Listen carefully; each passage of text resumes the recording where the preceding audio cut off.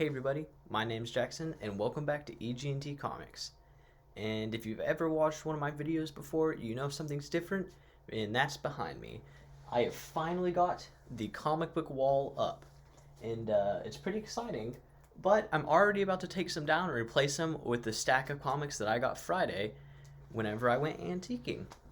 And we were out of school Friday, my school, and we went to a little town called Chakota right next to where we live. And it's a really nice town. I like it, but it has about 3 or 4 antique shops. I've only been in 3 because one's never really open. But they have comics. One of them always has comics guaranteed. The other 2 are really questionable. One almost never, one sometimes, and the other's guaranteed. But it's crazy how I got these though, because my best ones are from somewhere you wouldn't expect. The one I would not expect. But overall, they're not bad. I like them. They're really cool. There's like swords and stuff in them. There's all kinds of neat stuff, but there's never a lot of comics, not good ones at least. But today is one of those situations where I've been proven wrong, and there were a lot of good comic books. So I have a pretty decent stack here of comic books that I only spent $37 on. And I'm going to tell you how much in value I have in comic books when I'm done with this video. And keep in mind that I only spent $37 on these. So I'm going to start off from the first store all the way until the last store. And surprisingly, it kind of goes from worst to best. So right here, I have from the first store, well, actually, I'm going to give you the store behind it first. So this store doesn't really have comics. I've seen one in there maybe, and I've been there about 3 or 4 times. And so after a while, I looked around, kind of gave up. I was like, there's not anything in here. So just looking around for fun at this point. And anyway, my dad points out that there is a bin with magazines in it. And sure enough, there's a comic there too. So there's a couple different ones. But the one I picked out because I knew it was a key, and that is Batman number 457 from 1990. And this is the debut of Tim Drake's new Robin costume. And this is a pretty good little key, some good 90s there. Honestly, when I picked it up, I could not tell it was 90s. It looked more 80s to me, but that might be because it's really early 90s. But I really like this one. Love Scarecrow and Batman hanging there. Looks really cool. So that was the only one I found in that store, and that cost me about $8.50. Which I think I overpaid for that a little bit. I probably could have gotten a much better one for much less. But I did come out positive on that one with about $2 in value. So my next one here is Detective Comics number 535 from 1984. And this is the first Jason Todd in Robin costume. Kind of a theme there. Got 2 different first Robin costumes. But this one's tore up so bad. I mean, and I am cash negative on this one. I spent way too much on this because I don't know. I thought it had more value in it than what I put into it. I spent about $10 on it. I came out with it was worth $1, I would say. A bit of a mistake on my part, but hey, what can you expect? Good part is, at the end of the day, I did come out with some really good finds. So I'm a little disappointed about that one, but I do like the cover. Wish it was in better shape, though, at least. Alright. Next one from the same store is Marvel Comics Presents Wolverine 92 from 1992. And you can tell this is a 90s cover, but what's cool about this is you can't see, but on both sides, there's a different comic. It's a 2-in-1 comic. It's really neat. I really like it. I keep it on the Wolverine side because, well, I think it's just kind of a goofy Wolverine cover. Wolverine covers are always really cool, and I like them a lot. But this is one of those situations where, Wolverine is drawn with, oversized muscles, and he, this is just a crazy, weird-looking one. But I really like it. So that was the store that always had comic books, regardless, no matter what. And the person who owns that store, she's really nice, and, but there's a cool story behind it because what she told me is a couple years ago, she had 3 trucks full of comic books. And she said that she sold 3 of the trucks, but the thing was, they only wanted the superhero comics.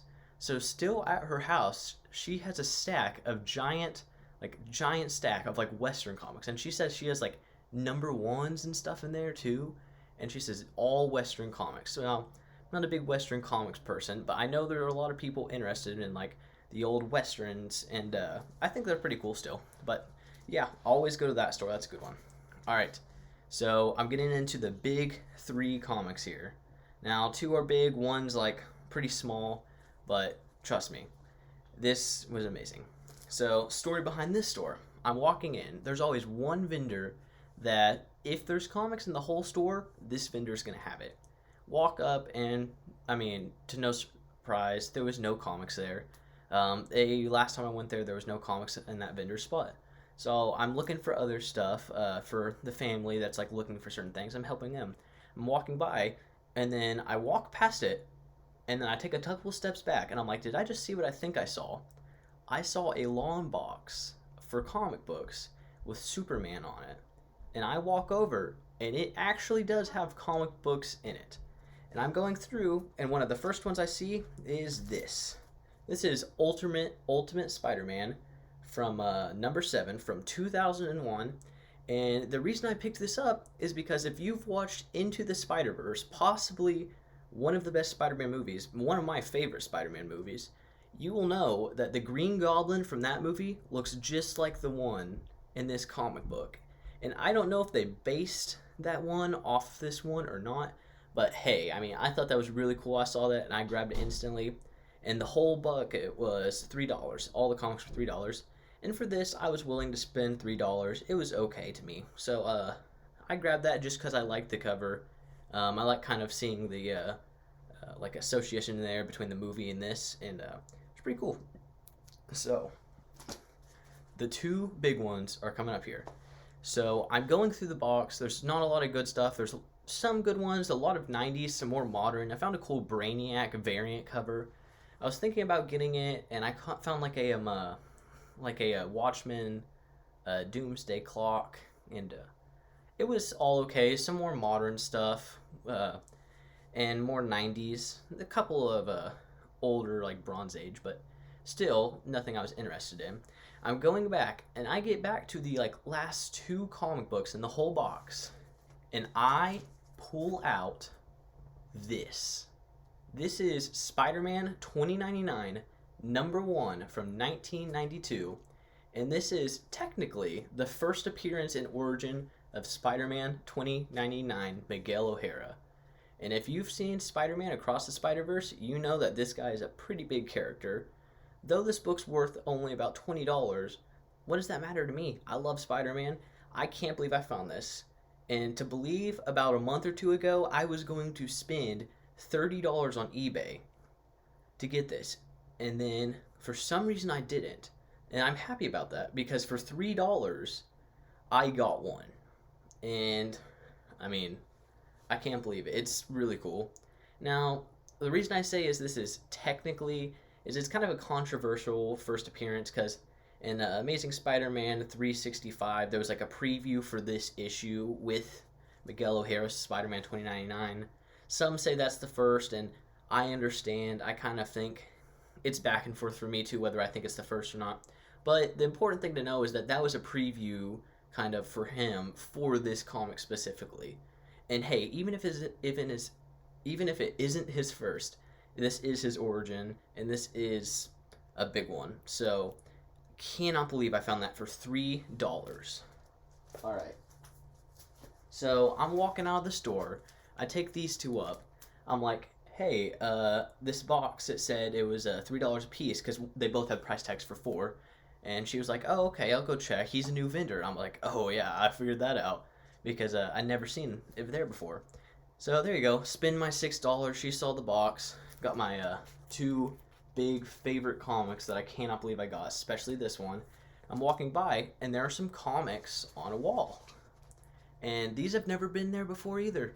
And I was amazed because most of them, there were about 4, and there were some Silver Age ones. And there was one popping out to me, like to my eye in specific. And basically, I'm like, hey, can I go behind the counter and look at those? She says, sure. She says, like, I just want to see the prices.